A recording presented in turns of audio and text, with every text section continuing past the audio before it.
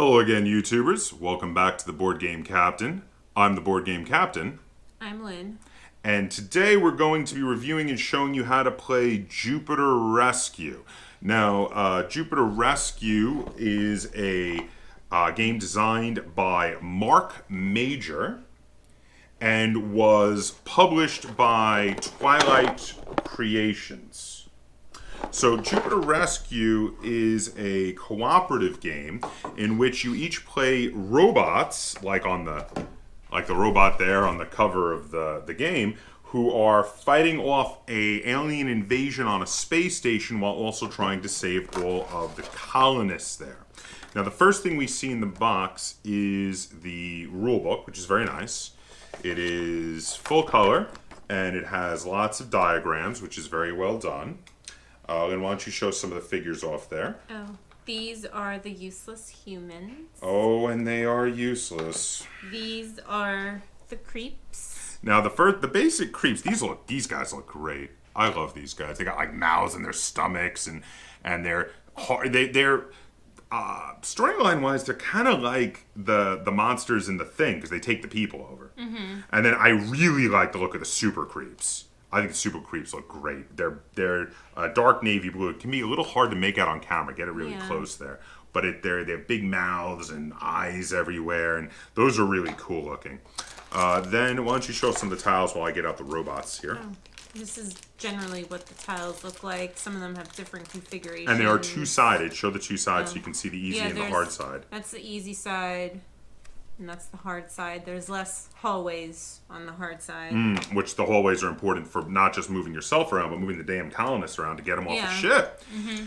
And then here's one of the robots. And all the robots look the same, though they are many different colors. And there is a poker chip, the color of each robot, which are very important. And then the final bit of components is the cards. Why don't we show off some of these here cards. So we've got some very nice player aids. These, I have to say, are very well done. Would you agree with that? The player aids kind of cover just about all of the rules of the game in a nice tiny little space. Now, there are a couple different kinds of cards here. You've got special ability cards, which look like this and give you a special ability. And then you've got, I think they're called setback cards? Yes. Yeah, so the setback cards are horrible things happen where more monsters show up and make the game harder for yourself. So that's it. That's everything that comes in the box for... Oh! There's the tracker. Yes, this tracker helps you keep track of how many colonists you have lost to the alien invasion. So that's everything that comes in the box for Jupiter Rescue. Now, let's head to the table, and we're going to run you through a few turns and show you how this game feels and how it plays. We're going to come back and we're going to talk about how it feels. We're going to review it and we're going to rate it. Okay, so here we can see a game for 4 players set up of Jupiter Rescue. So the first thing you do to set up the game is you have to shuffle up the deck and you have to shuffle up the tiles and deal out the space station. Now you can shuffle it occasionally, flipping half of it over, so that can be totally random between the easy side of the tile and the hard side of the tile. But what we've done here is we've shuffled them with the easy side up, so these are actually all the easy sides of the tiles to give us a little bit of break on the difficulty level. Then each player will choose a color, and you get your appropriately colored robot as well as your appropriately colored mini poker chip. And everybody is dealt 2 special ability cards. One will be part of your hand, and you have a hand limit of 4 cards for your special ability cards. And the other, you put the poker chip on, and that becomes your signature ability, which you can use every turn and never discard. The other cards in your hand you will discard. They are one use only. Then you fill the inside of the board, all of the spaces that you can stand on the inside of the board, because you cannot stand on the satellite dishes or the power stations. You fill the inside of the board with colonists, and you decide as a group where the escape pod will start docked. Now, Lynn, why don't you point out the corridors over there that make it easy to get the colonists off, and that is exactly why we decided to put the escape pod there, because it makes it much easier to get them off of the ship there. When the escape pod fills up with 7 colonists, it will automatically launch on whatever player's turn it was that it filled with 7 colonists, and it will redock at the beginning of that player's next turn.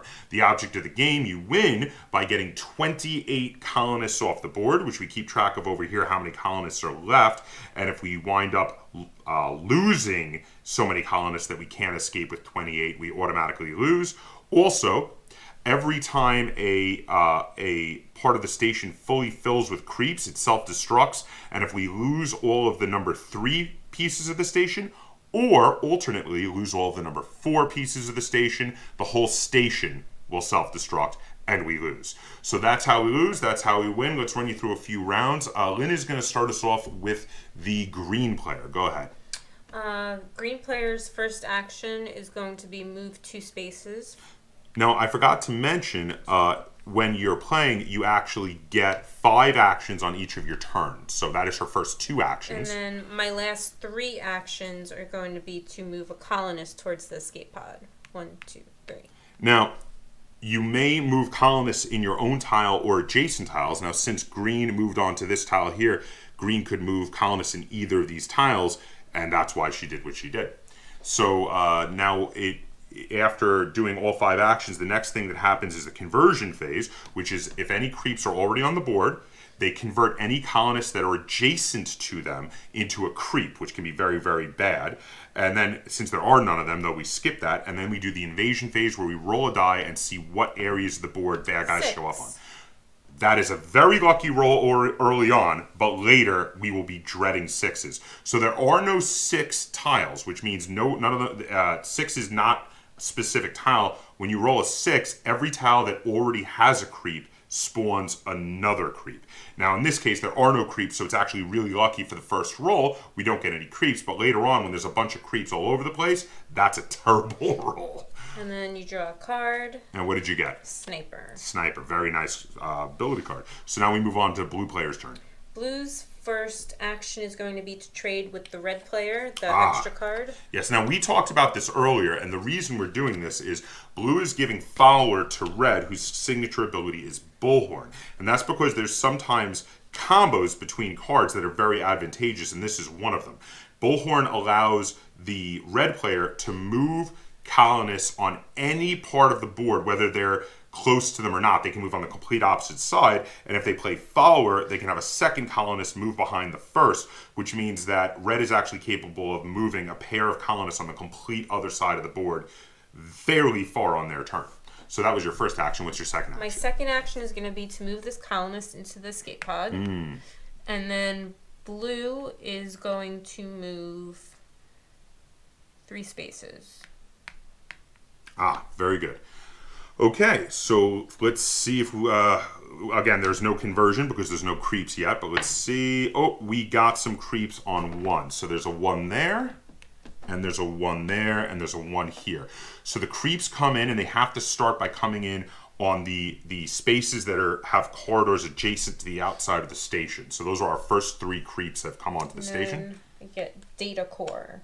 Okay, now what does Data Core do? Discard your core ability and replace it with another card in your hand. Oh, that's actually a really good one, because later on you might want to switch. All right, so now it is Orange's turn. Now, Orange has a signature ability boost, which lets them take an extra action, so it means they're going to get a total of 6 actions, not 5, which is quite a useful ability. So Orange is going to go, let's see here. We're going to go 1, 2, 3, 4, 5. We're going to kill that creep. Now, if you want to kill a creep, all you have to do is take 1 action to kill a creep or super creep on the same tile as you, and that's it. So 5 is to kill the creep, and 6 will be to move one of the colonists, start to move them closer to the escape pod a little bit.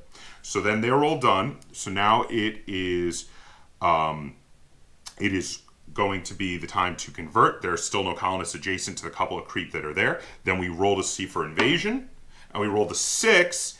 It's actually not so bad since I killed that creep. We only get 2. We would have otherwise gotten 3. There we go. Okay, so now red goes, and red is going to take their 5 actions. Let's see. We're going to say... You didn't pick a card for orange. Oh, yes, I'm sorry. Thank you. Orange draws a card, and they draw the module control that allows them to move a tile with at least 2 continuous open edges to any other location on the board. That's really cool. Allows you to rearrange the station. So red is going to move 1 space off of the, with their first action, 1 space off of the control module there. With their second action, they're going to activate the follower card to do their ability, and they're going to go, so now they're going to get to move 2 at once. That's second action, third action, fourth action, fifth action, and they get another colonist into the escape pod and another one on the verge of getting into the escape pod. But your first action was moving. Oh! Thank you for correcting me. There we go. So we wind up right there with both of them on the verge of entering the escape pod. Okay, so red is done. There's still no conversions to happen, and we have to roll to see where evil aliens show up, and the creeps are showing up in the 2 tiles. I've got one over here, you've got one over there, and we've got one over there. So now this area of the board is getting a little bit dangerous. There's a lot of creeps showing up over there, and then we're going to check the next card. And look at that! Luck of the draw, I drew another follower card. So that's actually going to be very useful for helping to get those colonists out of there. So go ahead, green. Green is going to use first action to move this colonist in. Second and third to move that colonist in. Well done. I will use fourth and fifth action to get these 2 more guys colonists over lined there. up. Okay, still no converting with the bad guys. 1. 1s. So there's a 1 over here, and there's a couple of 1s over here, those are getting a little dangerous. We might need to get someone to the other side of the board shortly. And a card. Heat Seeker. Okay, so now it is Blue's turn. Blue is going to use the first action to kill this creep. Good call. Then Blue is going to... You're in my way. I had to get somewhere. I know. Blue is going to use the second action to move 1 more space. And third action. Just don't put him in the middle so I can get red out of the way. Third action, fourth action, fifth action. Okay. All right, so now there's still no conversion, and we rolled a 3. We've got a couple of 3s over here on the outside, and is that it? That is it. Yeah, 3's not actually too bad. Okay, so we got some more creeps show up, and what's the card? Rocket Boots. Oh, very useful, because we do need to get somebody over there. Okay, so let's see. So we go on to orange. Now, orange, start again with their boost ability, gets the ability to do 6 actions. So what they're going to do is 1, kill this creep. And then they're going to go, let's see here. I think I'm going to start moving orange around this side of the board while blue moves that way, so we can try to take care of these creeps and spread out a little bit. So I'm going to go, because I can let red just run them in. So orange is going to go, that was 1, 2, 3, 4, 5, 6, because orange has the boost. And that way next turn I'll start moving in and taking out the guys over here. Okay, so that's it for orange. Again, no conversion yet. Let's roll and hope we don't get another 1, because 1 is getting very dangerous. We got a 3. So there's just 2 3s. That's not too bad.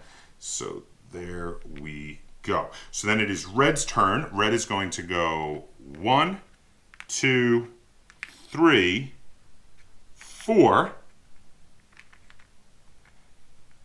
And I kind of do need to get out of the way, don't I? 1, 2, 3, 4. Let's go. I'm going to have to move in the middle. I'll still be in the way, but it gets me closer to getting out of the way.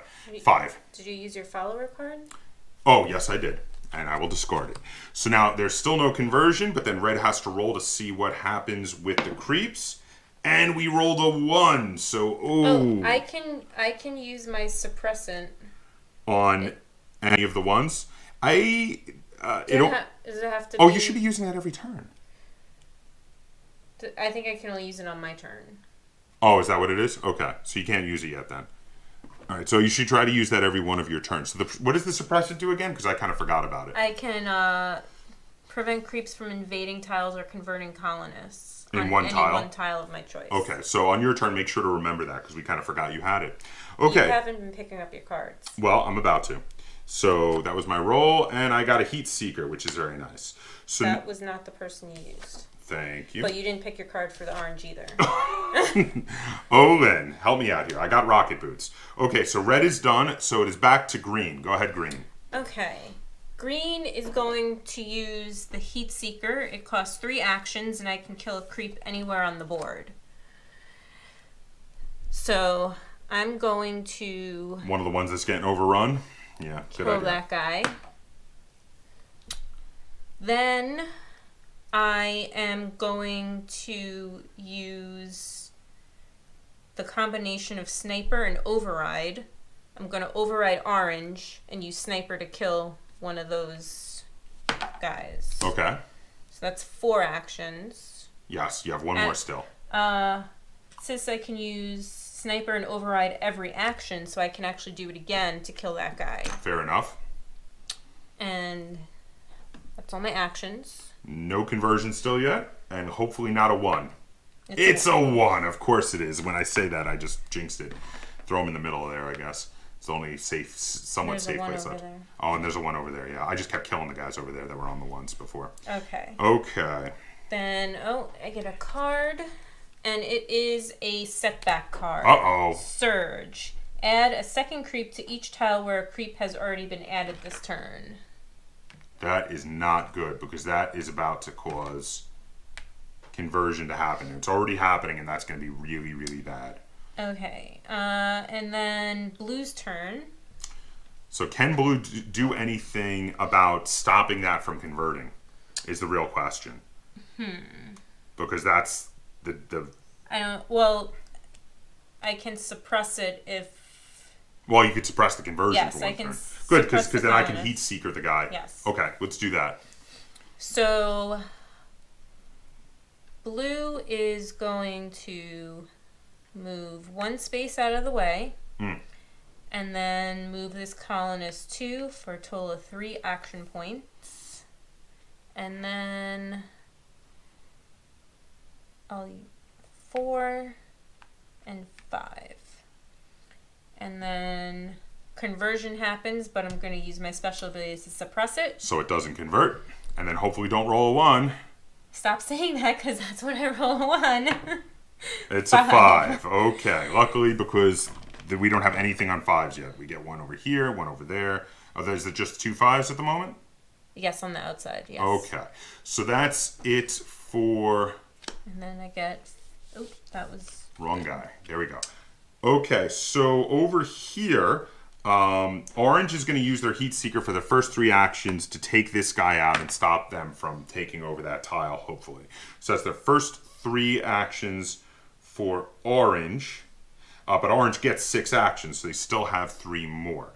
So their next one is they're going to kill one of the guys there, which leaves them with 2 more.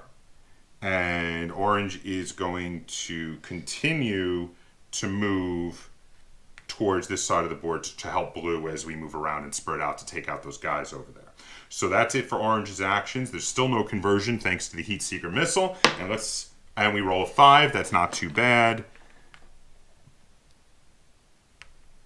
No matter where I place it, it's going to be next to a colonist. Yeah. Well, but thankfully that colonist is not next to other colonists. Okay, so we get a card. Hopefully not bad. It's not bad. It's Override, which allows me to use the another character if I want to. So I could actually take, later I could take over someone else to help do things like that. So now We have red, who needs to get out of the way, so we're going to move red. That's their first action. As their second action, they're going to move a couple colonists with their wonderful wonderful. Oh wait a minute, they don't have follower anymore. Oh yeah, I can only move one. So as their second action, they're going to use their second action to move this colonist into the pod. So that brings us up to 5. That's the second action. Then we're going to go. Let's go third, fourth action. Get that colonist out of the way so they don't get converted. And I only have one more action. I'm going to move this colonist closer to the pod for my 5th action. So again, now no conversion. We just barely managed to avoid some conversion over there. And then we're going to roll the die. And it's a 6. And this is when a 6 is terrible. Absolutely terrible. Because they start spreading everywhere.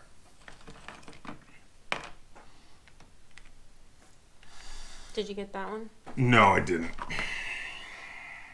Okay. All right, so... And a card. And a card, of course, for red there. Oh, it's a power grab. Super creeps show up on all of the power plants. The hand limit for all players is now reduced by 1 for every super creep that shows up. Which means...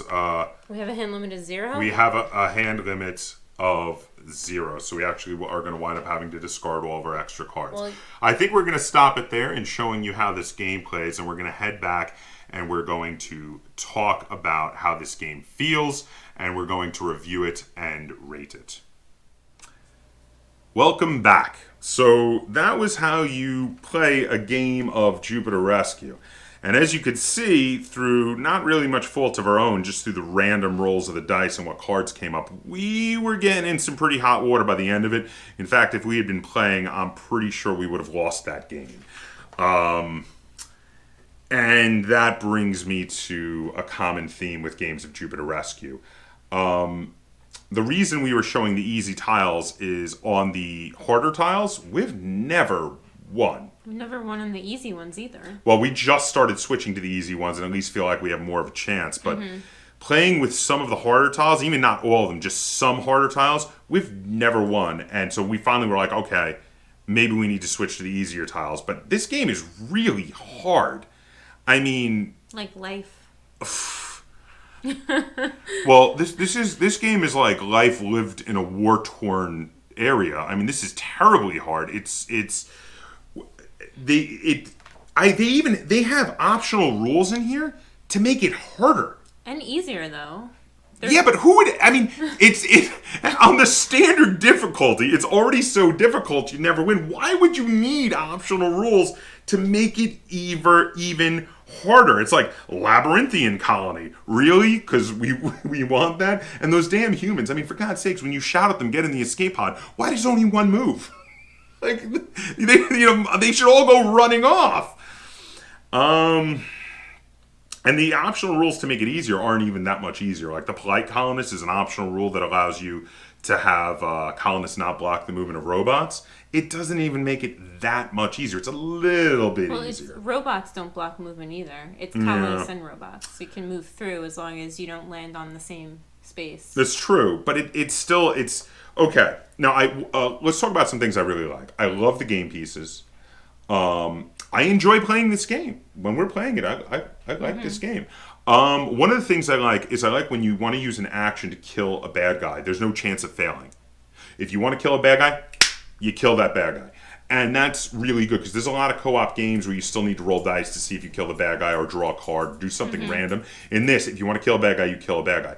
But the randomness for the bad guys showing up, plus the randomness of some of the cards being extra bad guys showing up, man, every time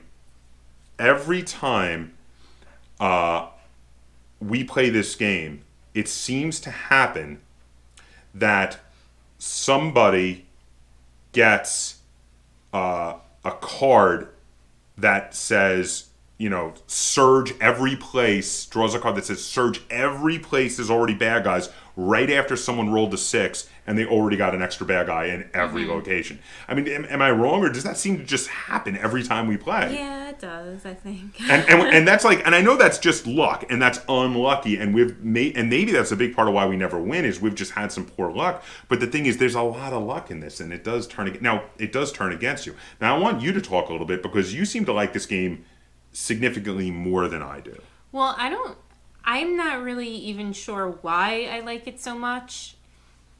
I feel like, because we always almost win. We always almost win, yes. And it's like, and then after the game, it's like, okay, we had this strategy, it worked pretty well, but now we should add this other strategy into it, and maybe we'll win next time. And it's like, I think as soon as I win, I'll probably never play it again. Is that what it is? It's just like, it's so, we always get so close. Yeah. I feel like it's something that we can accomplish. Now, that being said, yeah. It's unlike those cooperative games where it's like from the second turn, you're like, we're never winning this. Well, and I agree with you. And actually, and here's the thing. Now, I'm beaten up on this game a bit because I know you like it more than me, so I wanted to focus on some of the negatives. But that being said, I don't dislike this game. This game is kind of middle of the road for me. I don't love it, but I don't hate it either. I think that's why I'm going to give this game 6 out of 10 stars. Now, we played this game a bunch of times in a row shortly after we got it. We played it before we bought it and lost and took it as a challenge. I'm like, we have to buy this game and we have to beat this game. And I'll keep playing it with you until we beat it. I might want to sell it afterwards. But I will keep playing this game until we beat it. But I've gotten to the point now where I feel like I have to be in the mood to play this game. The first few times it was like, we played it, like, okay, we're going to play it again tomorrow. Now I'm like, once in a while, because I don't know I can handle that much defeat in a row. So 6 out of 10 stars. I kind of like it, but I have to be in the mood to play it. Where are you at with Jupiter Rescue? I think I'm probably at like a 7 or 7.5.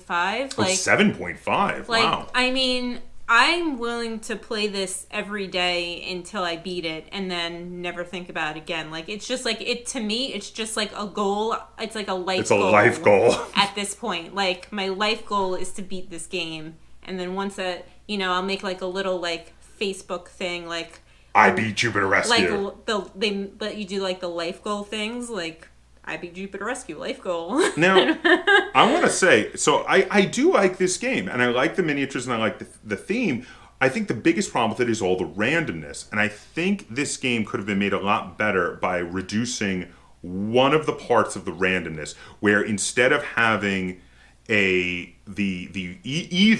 the die roll for where the bad guys come in, or the random cards with the negative effects shuffled in. If one of those two things was not random, if one of those things was something you could plan for, like it was a turn track that when you hit certain places, something bad happened, if one of those things was changed, I think I would like this game a lot more.